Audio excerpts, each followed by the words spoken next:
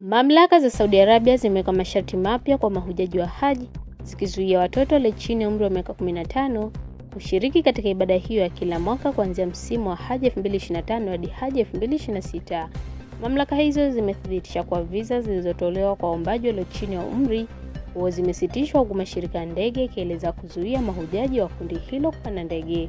Familia zilizoathiriwa na uamuzi huo zitarejeshewa fedha zote zilizolipwa kwa maombi yaliyofutwa. Wizara ya Hija na Umra ya Saudi Arabia imesema uamuzi huo umechukuliwa ili kuhakikisha usalama, kudhibiti idadi ya watu wakati wa ibada ya Haji ambayo huhudhuriwa na mamilioni ya waumini kutoka sehemu mbalimbali za dunia.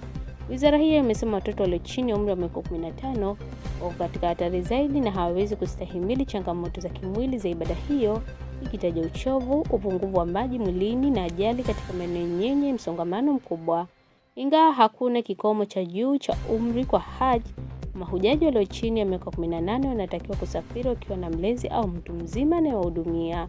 Masharti haya hayahusiani na Umra, ambapo watoto bado hawajaruhusiwa kushiriki, ingawa baadhi ya vizuizi vya msimu vinaweza kuwekwa nyakati za msongamano mkubwa.